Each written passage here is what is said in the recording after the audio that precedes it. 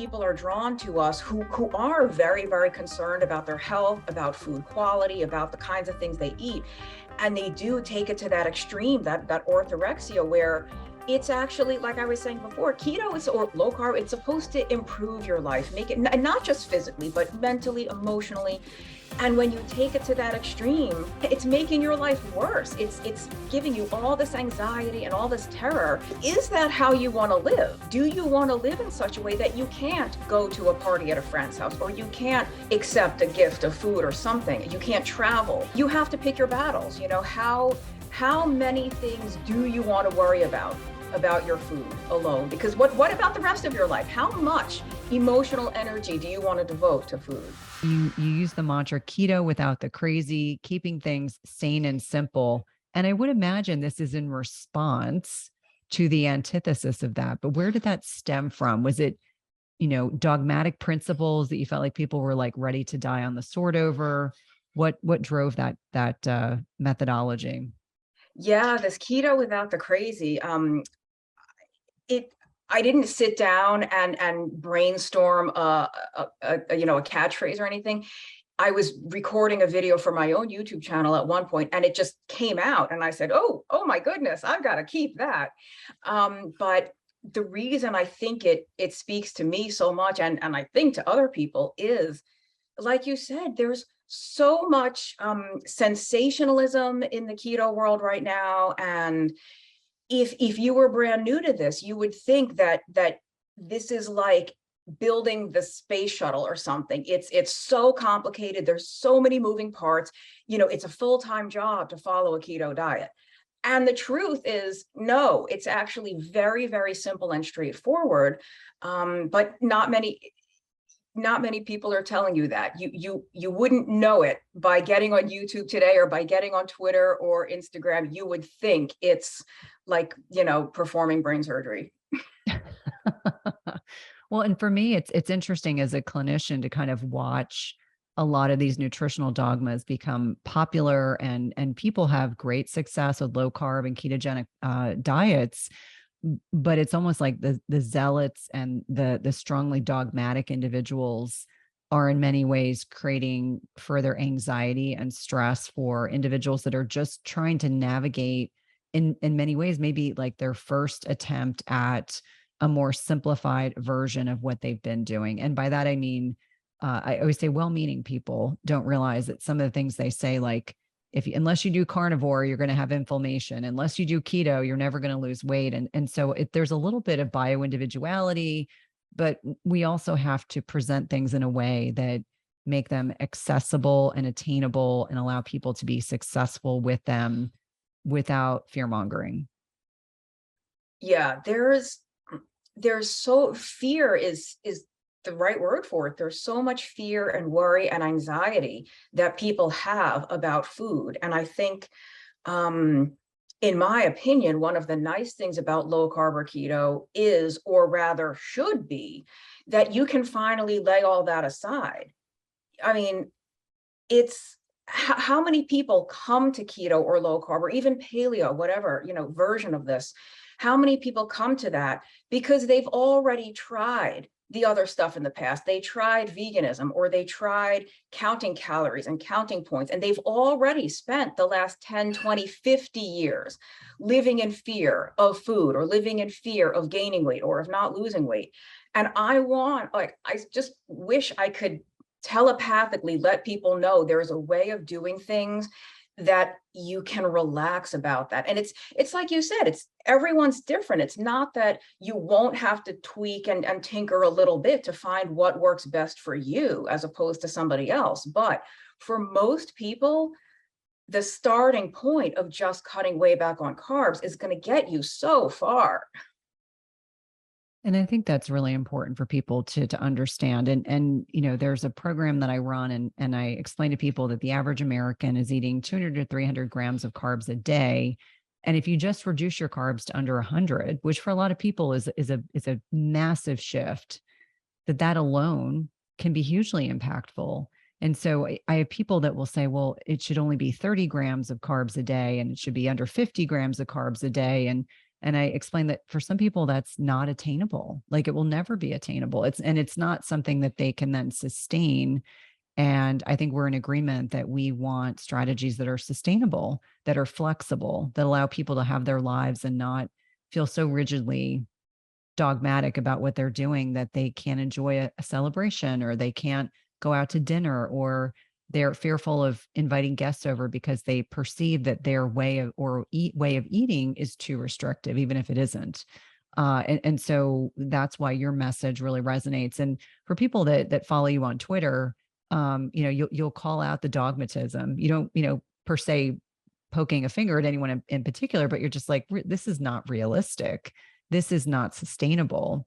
And so, for you kind of observing things, and you're very analytical, you have a wonderful blog, you have a great YouTube channel, for you, what have you seen over the last several years during the pandemic in terms of people's shifting perspectives about nutrition or lack thereof? What are you hearing from your clients? Yeah, thank you for all those kind words, by the way. And before I get into that with the, during the pandemic, what you said is so important. It doesn't matter how effective any particular diet or other lifestyle change is if somebody can't actually do it.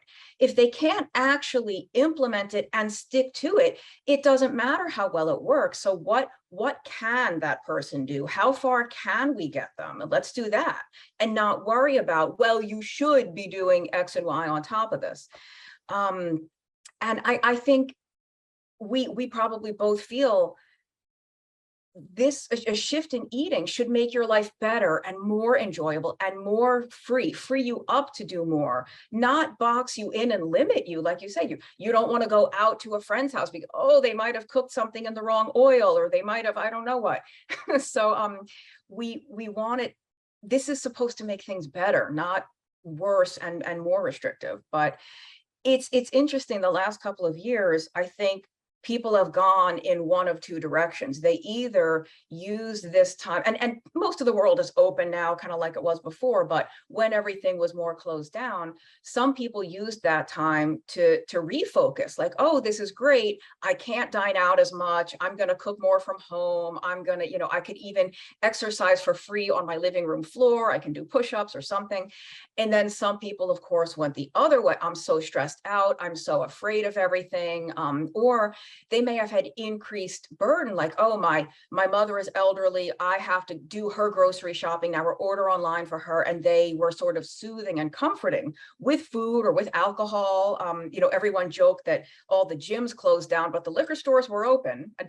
I have no opinion on that one way or the other. I'm a wine lover, but so it went in two different directions. But I think this was, it's a teachable moment. I hate that phrase, but you can show people that this happening in the world is not an excuse to eat junk. Like, what? Okay, so everything shut down, therefore you have to eat cake, therefore you have to binge drink every other night. How does that thinking come in? You can still, we all still bought groceries. You still could have cooked all your meals. You could have taken, and that's not blaming or shaming. It's just help people see that, because whether it's COVID or not, people say, well, I was doing really well, but then life happened. Somebody passed away, or there was a divorce, or you got injured somehow. And again, I'm not saying, like, of course, there's reasons we turn to food for comfort, but we could have also not turned to food. We could have still, because something is always coming at us. We have to learn how to navigate life while still just eating what we normally eat and not making some big thing about it. I think that's really important. The reframe, really understanding, how do we process uncomfortable feelings? This is something that really becomes the crux for each one of us. I mean, no one is perfect. There's no one listening that hasn't experienced, wanting or desiring, like, whether it's ice cream or chocolate or French fries or whatever it is you're drawn to when you're stressed. The understanding that at the basis of a lot of that is uncomfortable feelings that many, many people are not ready to process. They're not ready to deal with.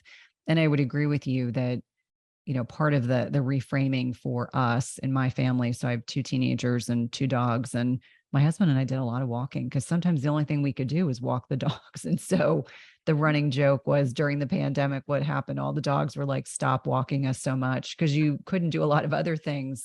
But I do think it's important to understand that we will always have stress, that's not going away. So how do we manage and mitigate those feelings? Now, one thing that, I was at an event this past weekend, and Dr. Tro, who we both know, was talking quite a bit about food addiction and binge eating. And I think about that. And I also think about the other side, like orthorexia, people who are afraid to leave their homes because they're, as you mentioned, seed oils or high fructose corn syrup or whatever they're, concerned about. How do you help people navigate these waters? I mean, I fully understand and appreciate neither one of us are clinical psychologists, but more often than not, a lot of what we see when people feel like they've lost control about food is that they've got this underlying propensity for whether it's food addiction or binge eating, or they're then so overtly concerned they can't enjoy their life because they feel like they have to prepare everything in their house themselves, which is no way to live, to feel like you can't enjoy food as a opportunity to connect with others. Yeah. Oh my gosh. We are so on the same page because we see both extremes, right? And I think my Keto Without the Crazy may have also come out of that, and because we are aligned with the kind of eating we're aligned with, whether you want to call it keto or low carb or even whole food, whatever you want to call it.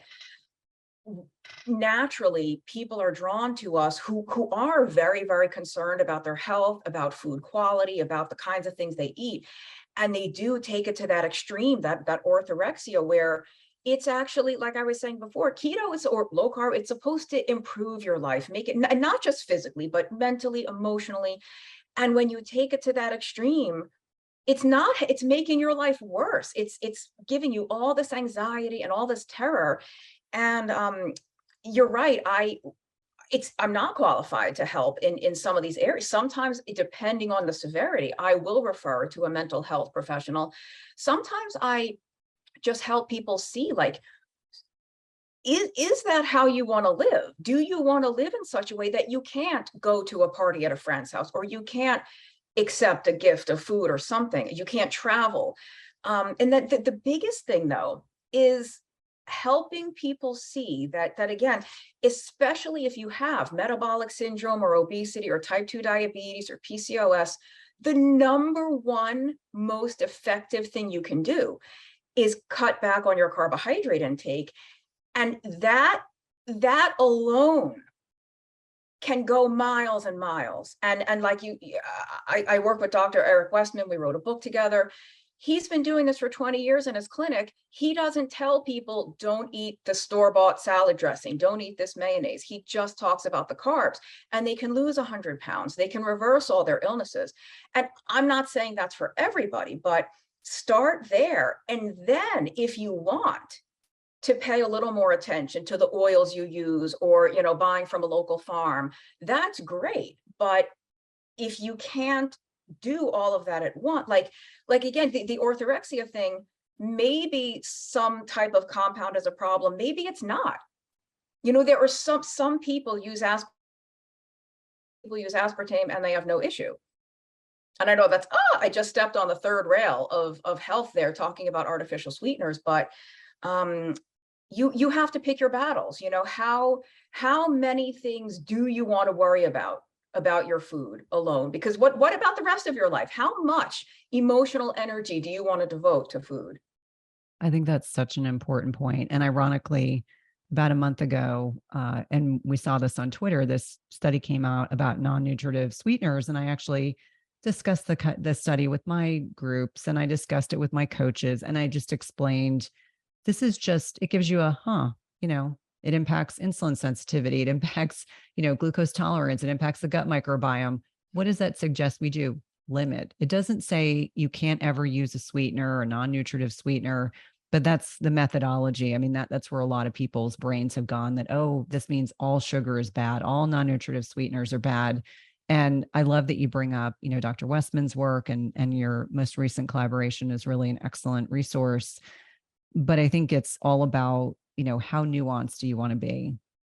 because for some people that are eating a hyper palatable, highly processed diet that's high on refined carbohydrates, low on protein, wrong types of fats, if the first thing that they can do successfully is reduce their carbs, then that's fantastic, especially with the degree of metabolic disease that we see here in the United States.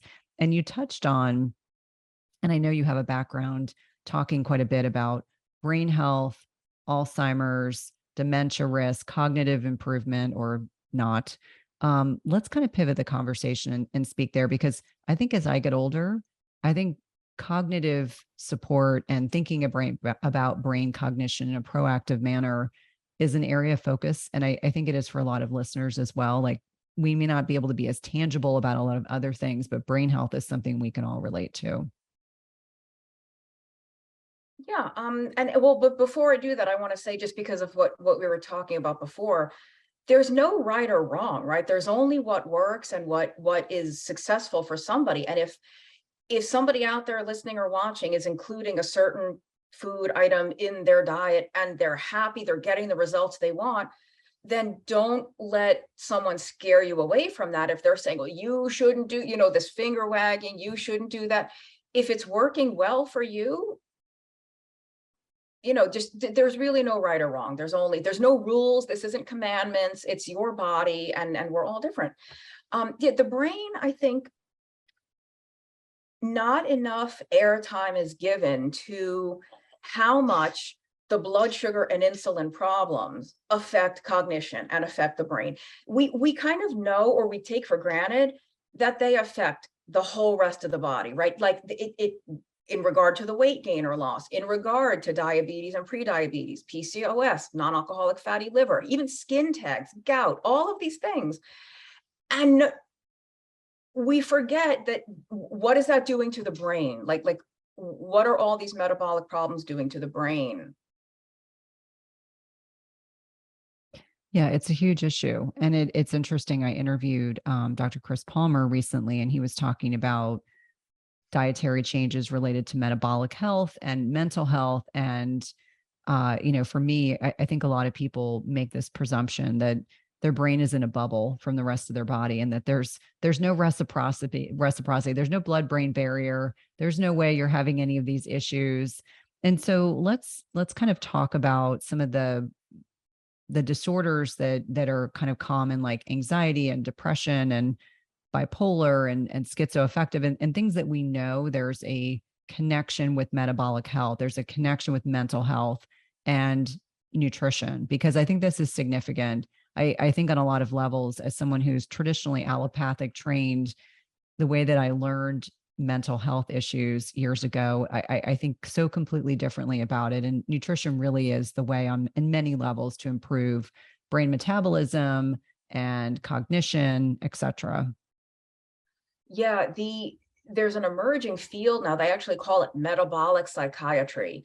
I think at Stanford University, they have a website for it. You can look it up, the metabolic psychiatry. It's so fascinating that, not we tend to think that these things are all in our head, right? Oh, it's just because of your thoughts or something, or it's a response to trauma. Sometimes that's true, but it is astounding how many mental health issues can get better when you change your diet. Sometimes that's strict keto, sometimes not, but it's Dr. Brian Lenski's out of San Diego gave a talk at a conference I was at recently, and he showed the data from a CGM in one of his patients. And this woman was having panic attacks, or what she thought were panic attacks. Turns out each time she was feeling that way, it was hypoglycemia. So, and I think that is probably true of millions of people who have panic attacks or anxiety problems, or that sort of like rumination. Depression in some people looks like it could be almost a depressed brain metabolism if you can get more energy to the brain. But that's not true for everybody. Like I know people with depression who are on, keto doesn't fix everything, but I I wish, and I could be wrong, but I wish, that it's not already standard practice. But when you go to a psychiatrist, an MD who can prescribe, I wish that before a medication was given, they should be doing an immense workup in terms of blood and biochemistry analysis. Like, are you anemic? Are you iron deficient? That could cause depression. Are you, or fatigue? Do you have some imbalance somewhere that is like easily corrected with diet? Do you have insulin resistance? Do you have undiagnosed metabolic syndrome or diabetes, and that's affecting the fuel getting to the brain? It is so powerful and so promising. And again, it's not going to be a magical cure for everybody, but it's the side effect of changing your food is that you get to eat delicious food and feel good. Like, there's no, unlike the medications that come with these long lists of scary side effects, the side effect of changing your diet is that you get to enjoy.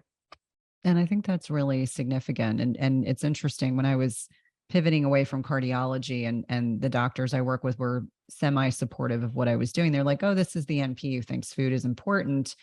And the more I recognize and realize that it's one of the most important things we can do, not just for physical health, but also for our mental health. And I love that, this emerging field is something that will change the trajectory of medicine in hugely impactful ways. Now, when we're looking at fuel substrates, so if we're looking at glucose and fatty acids and ketones, what is unique about ketones and the brain that can improve our mental health and mental clarity? Well, I don't know that there's anything unique to the ketones, except that in the brain, like, for example, in Alzheimer's, the problem in the brain in somebody with Alzheimer's is that the neurons are no longer taking up and using glucose properly. So I tell people it's like your brain is starving, like it's just a fuel shortage. And even though that brain is not taking up and using glucose, it will take up and use ketones. So you've got this fuel. I don't know that it's necessarily a better fuel. It's just an alternative fuel that the brain can use when it's not using glucose as well. I do think, though, the ketones, this is the simplified version, but they're like a cleaner burning fuel. They produce fewer of those reactive oxygen species. And you get molecule for molecule, I think, when you burn, could be fatty acids, maybe not ketones, you get more ATP, you get more energy. So it's just like an even more powerful way potentially to fuel the brain. And we know, Alzheimer's is like an end stage kind of thing. Look at all the people who have brain fog, who go on a low carb diet, and it's like somebody flipped a switch. And I don't think there's a whole lot of published research on that, but how many thousands of clients and patients and anecdotes are there of people saying that that's definitely something they've experienced? Sharper thinking. Yeah. And it's interesting because, for a lot of women, they're at reduced risk for a lot of health issues, including cognitive disparities until they go through menopause. So in your patients, do you see, as they're transitioning from maybe perimenopause into menopause, or men transitioning into andropause? And yes, men, that does actually happen, as much as men don't like to talk about it. Do you start to notice some cognitive improvement or deficits that you're starting to observe in your client population? Most of the people don't have those issues yet when they come to me, but I would say most of them report sharper thinking, no brain fog, and like even more physical energy. Like, they don't need that afternoon nap, or they don't have that afternoon dip anymore. So that's I think most people notice, if they had an issue. Some people don't have any sort of brain fog or anything, but if they do, I think they notice it getting much better. Oh yeah. And it's amazing because it's such a fairly, and I say fairly simple, it's all relative to what your experiences are, but less carbohydrates, more energy, more cognition, improved cognition, less brain fog. I mean, that to me alone, knowing that you can get through your day without a nap, or needing that triple espresso with, a soda and a candy bar, and Lord knows whatever else people are doing to try to keep themselves awake and alert while they're at work or during their personal life. Now, it's interesting. One of the most common topics that comes up in this podcast, when I ask listeners, when I mention who I'm connecting with, is weight loss resistance. And I would imagine this is probably a very popular topic for you as well. when you're starting to unpack that for your clients, what are some of the common reasons why this happens? And part of why I'm asking this is that I know you have a unique lens on this. And so be interesting to talk a little bit about nutrient deficiencies and digestive function and some of the less commonly discussed reasons for weight loss resistance that we discuss on the podcast. Yeah, oh my gosh. I have a book about this actually. It's called The Stall Slayer. People can find it at stallslayer.com, and it's about breaking fat loss stalls on low carb diets. Um, if you want me to kind of go specifically for the less common things, I there's something that's very, very common, but people don't know how common it is. And that's suboptimal thyroid function. My next book, I'm actually working on my next book now. It's going to be about thyroid. It's not a keto book. It's going to be a thyroid book. And there's just way, way too many people, and it's mostly women, but men can have thyroid problems, but it's about a 9-to-1 ratio with women being affected more than men. So many people have low thyroid, and they don't know it because their doctor has been telling them for years, your thyroid's normal, it's not your thyroid. Or they know they have a thyroid problem and they're taking medication, but they're on the wrong medication. And I'm not a doctor, but it doesn't take, an MD to read the research and to read the literature.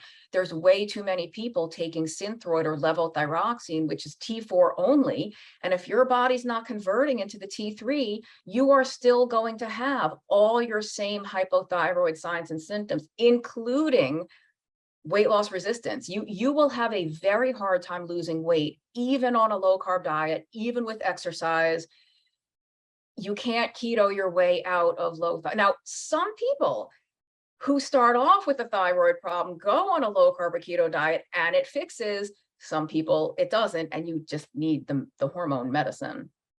Well, and it's interesting because I myself have a very stable Hashimoto's thyroiditis, never had positive antibodies.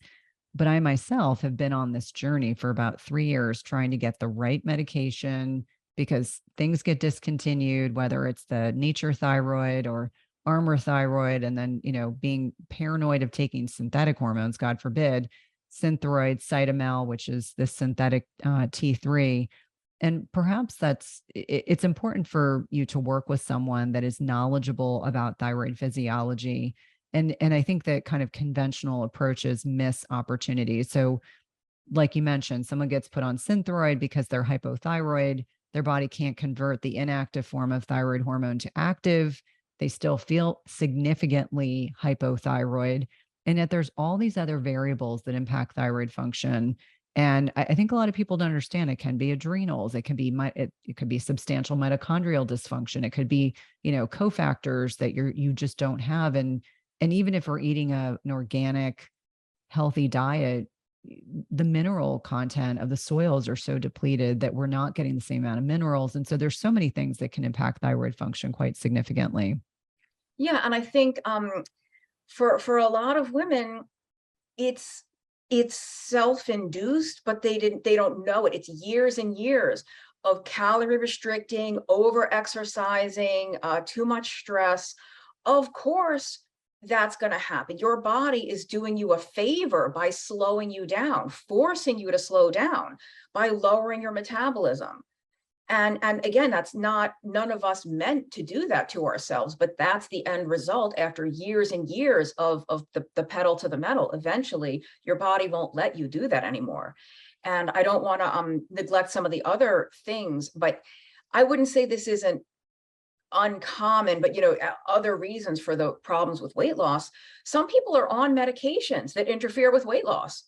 And usually a low carb diet will still work. It's just going to be much slower, or you may not lose all the weight you want to lose. But, the good news is the healthier you get, you might be able to reduce or stop taking some of those medicines eventually.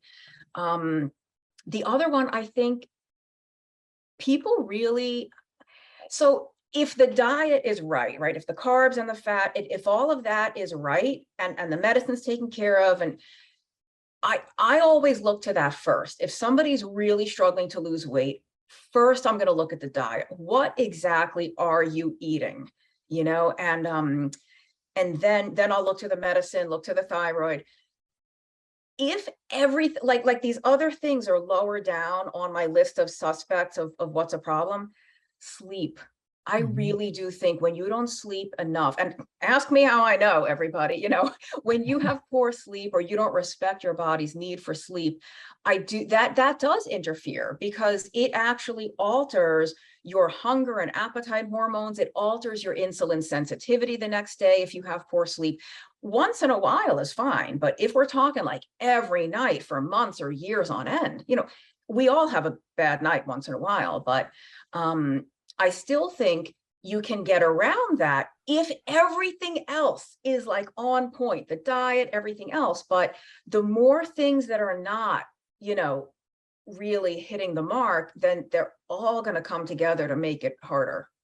No, I agree. And I think sleep is just so foundational to our health. And certainly I also think about stress. You mentioned the yo-yo dieting, the over exercising. I would throw in over fasting. I call it the triad because, as an example, I have a group that I run for a couple times a year.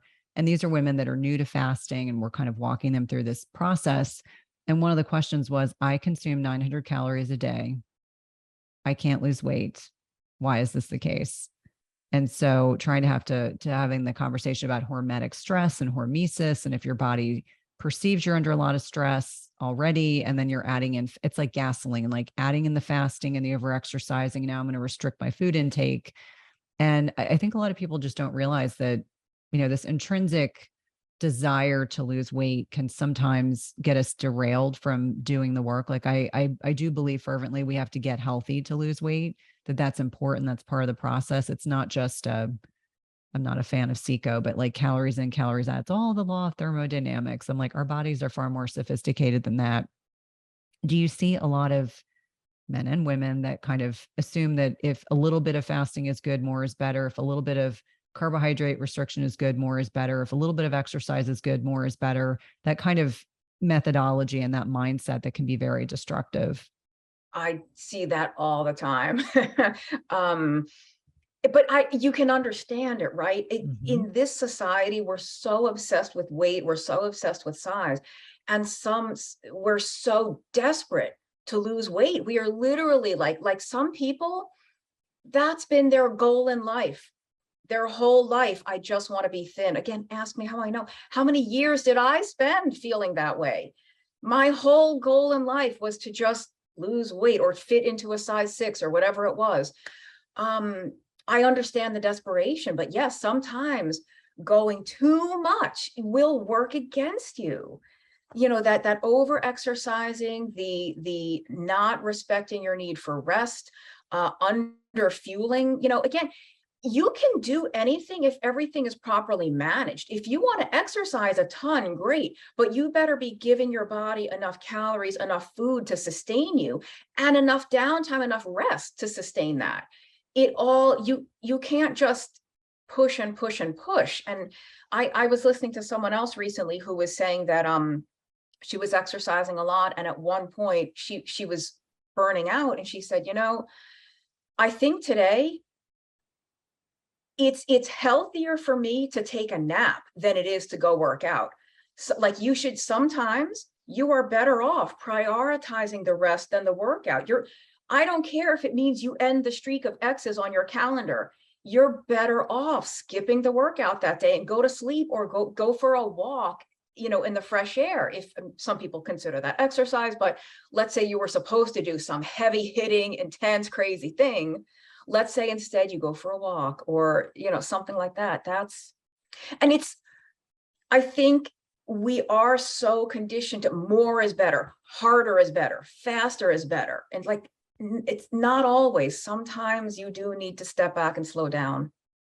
And we feel guilty when we do, right? We feel like I should be working out. Says who?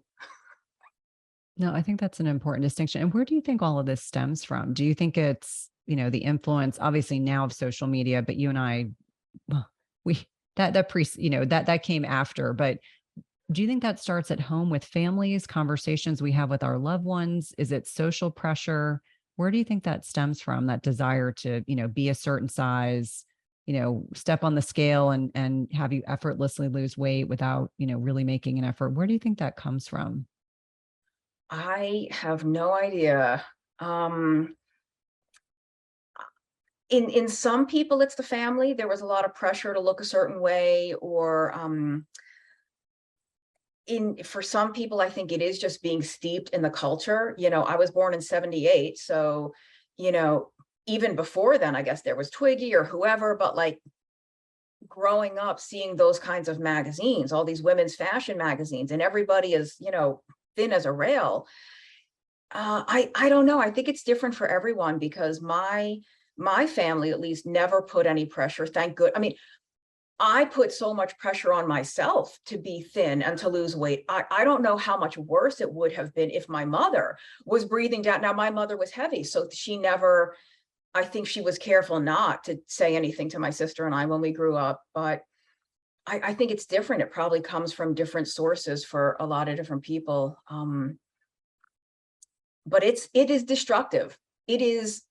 This is what sets people up for a lifetime of yo-yoing or restricting, or how many women have we both, and men are not immune, but it's more common in women. How many people have we worked with where they dismiss I'm a PhD, or I'm a college graduate, and I'm a great lawyer, I'm a great doctor, I'm a great plumber, whatever, but nothing matters, and I'm a giant failure because I'm heavy. Right. I'm a great mom. I'm a great wife. I'm a great this, but no, I'm a mess because whatever, I'm obese. Like this controls people.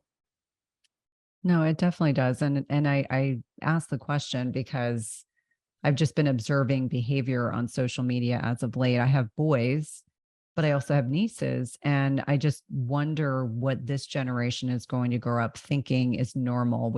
There's heavily filtered, heavily photoshopped photos. You and I grew up with, periodicals and magazines and newspapers when people didn't have access way before the precedent of the internet access. And so it makes me wonder, what are those outside exterior influences? And I agree with you. It's probably a myriad of reasons. I think it's probably some degree of susceptibility. There are probably some people that are more susceptible to that than others. I've had several girlfriends that have had anorexia. And so it's been interesting as a clinician to observe their behavior and how, as an example, that eating disorder is always at bay. I mean, it's always around. It's never gone away. And how they've kind of navigated growing up, having children, investigating their own relationship with food as an adult. And so it's not something that ever really goes away. So I can just imagine. Now, you've kind of alluded to on social media about gadgets, a lot of the biohackers and gadgets. And one of the things that you said that I loved was, you can be happy without tracking your sleep score, readiness level, step counts, heart rate variability, and ketones. And so let's unpack this, because I fully admit so much of it is bio-individual. Like, I love data, but I'm a nerd and I worked in medicine. And so I like metrics, but I acknowledge how many women I work with that it totally stresses them out, whether it's a glucometer, a CGM, a Whoop band, an Oura ring, etc.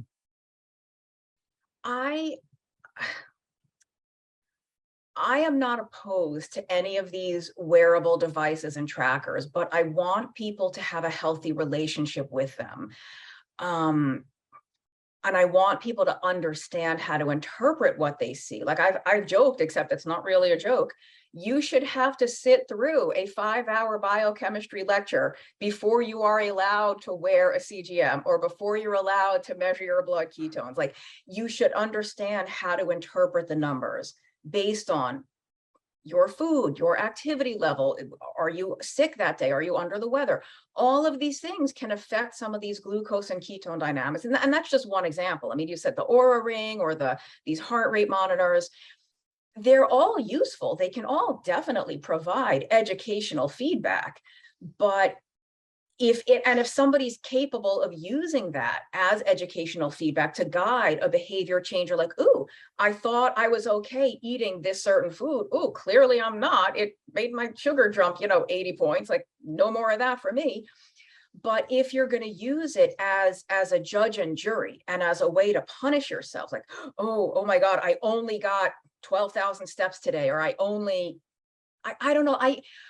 I have a friend who has been wearing the Aura ring for years. And I have an Aura ring myself. I'm not bad mouthing the ring, but here's the behavior pattern. He's been wearing it for years. He knows his patterns. He knows when he wakes up what the ring is going to tell him, how he feels. And he said this to me once. He said, I don't even have to look at it anymore. I already know. And I said, why are you still wearing the ring? He already knows. He knows based on how he feels, how his sleep was. What does he need the ring to tell him? Well, you got X minutes of REM sleep and X minutes of deep sleep. And I have used the Aura, like I said, I have one.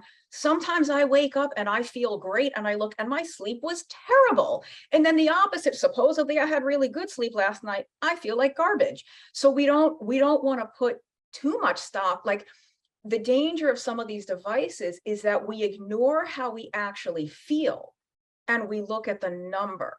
It's just, again, I think they're useful. I'm not opposed to them. I want people to have a healthy relationship. It's like the scale is a whole separate one. To step on the scale every day, it's fine if you want to weigh yourself every day, but you can't have that number determine your self-worth for the day. Oh, I'm up a pound, therefore I'm a failure. I don't deserve happiness. I'm unlovable.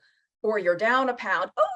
Oh, this stuff that is so much more difficult to help people with than the food. I can give anybody a food list. Here's what to eat. See you next time. This stuff is the hard part, I think. Yeah, no, and it's ironic because my next question was about the scale. What are your thoughts on the scale? I think that for a lot of people, it's this retraining their mindset around whatever their focus is. Like, I have had women come to me that say, I want to weigh what I weighed at 18. And I'm like, great. That's fantastic. Is that realistic? Like, is it realistic? Because probably back then you didn't eat all that healthy. And at this stage of life, that wouldn't serve you. Or people understanding that throughout their menstrual cycle, they may gain 3 to 5 pounds just based on fluid shifts. And, what did you eat the day before? If you ate a very carbohydrate laden meal, it probably will show on the scale. So I think it's this kind of retraining the relationship. Are you using the scale as a metric? Like, you're going to weigh yourself once a week? I think that's probably more helpful than living and dying by the scale. Because that number, I always say the scale is a liar. It really, that's the way that I think about it, that if we acknowledge that it doesn't really show us the full clinical picture, then that's much healthier than, as you said, people that, they've lost 3 pounds, they're thrilled, they've gained 2 pounds, they're miserable for the whole day. That sets the tone and their mood for the entire day. Well, you just said the most important thing, which is the number on the scale doesn't give you the full picture. That is, and I have to like reprogram people about this all the time. That is your total body weight. That does not tell you how much body fat you have on your body. That is the total of everything. It's the water, it's the bone, it's the organs, it's the muscle mass. Oh, and also the fat. So, and like you said, not even during the menstrual cycle, for any other reason, the total weight can be up or down 2 to 3 pounds. And Doc Stephen Finney and Jeff Volek have written about this. This is like not up for debate. The body just normally fluctuates. I know when it's humid out, I retain water because I have rings that fall off me. They're so loose. And when it's humid out, I can barely even fit them on. My fingers are like swollen sausages. And people have to just understand that the fluctuation is normal and it has nothing to do with you gaining or losing fat from day to day. And I think, like you said, weighing once a week is fine. I think weighing every day is fine if, again, you don't let it ruin you for the day. And I think what I like to do, if people, and I don't want people to weigh every day, but if that's what they're going to do, record it every day, but then look at the weekly running average. So it's as if you're weighing yourself once a week. Look like, so the trend, is it trending downward over time? The little, because it's a squiggly line, right? You're going to have, even when you're doing everything right, there's going to be times where the weight stays the same, or you're up a pound or two, then it's down, you stay the same, it's down again, it's up. It's a squiggly line, as long as over the long term, the squiggle's going downward. And people, and the other thing, nobody believes me until it happens to them personally. And you probably see this all the time too. In women, especially, again, sometimes in men, mostly in women, you can lose a size without the scale changing at all, just the way your body is changing and shifting. You can get smaller, even though your weight either hasn't changed or maybe it's changed a lot less. And this happens all the time. And again, nobody believes me until they experience it for themselves. No, it's absolutely true that those body composition shifts as opposed to weight loss can be significant and profound. What are your thoughts on budgeting? But Budgeting for food. So meaning, this is a question that came up from multiple people. You know, they're concerned that if they start eating a more nutrient dense whole food diet, it's going to be expensive.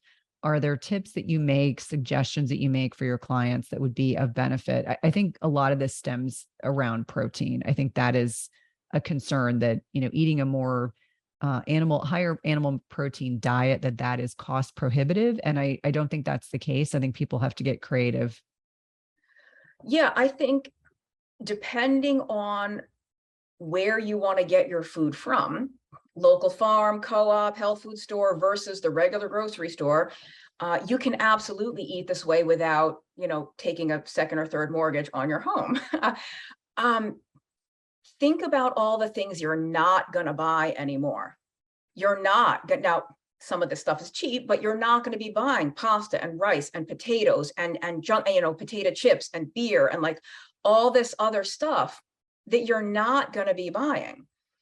And so you're going to have that extra money or that same amount of money to spend on the other stuff. And it's not rocket science, shop the sales. If ground beef is on sale, pork chops are on sale, chicken thighs are on, stock up, fill your freezer.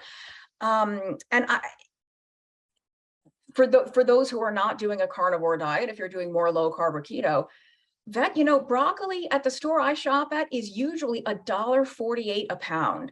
Zucchini and yellow squash, when they're on sale, I don't know, 79 cents a pound, 99 cents a pound. This is dirt cheap. They're practically giving it away.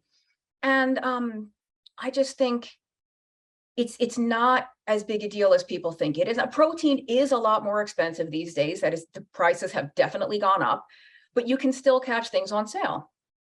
Don't eat filet mignon, eat ground beef, eat pork chops instead of, I don't know what, scallops and shrimp. I just think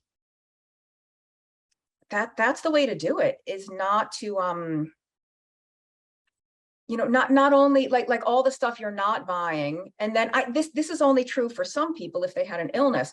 How much are you going to save on all the co-pays to the doctors and all the medication and the procedures and stuff that you might not need anymore? But I just think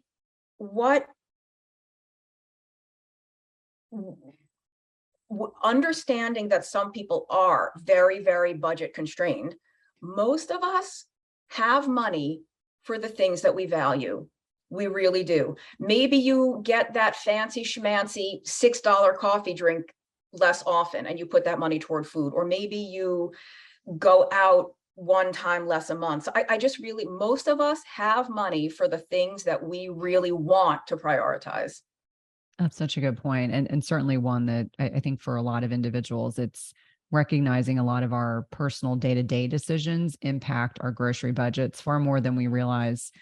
Now, one thing I wanted to touch on before we end our conversation today was, I had kind of touched on nutrient deficiencies. I had a guest recently and we did talk about this at great length.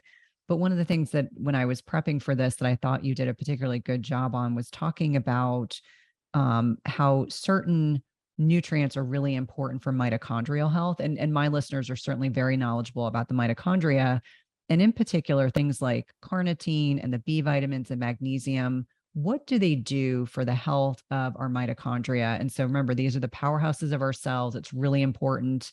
It's also important to understand, like, as we get older, we're much more prone to dysfunctional mitochondria. That's why fasting in particular can be helpful for, with just mitophagy, autophagy, getting rid of these disease disordered cells.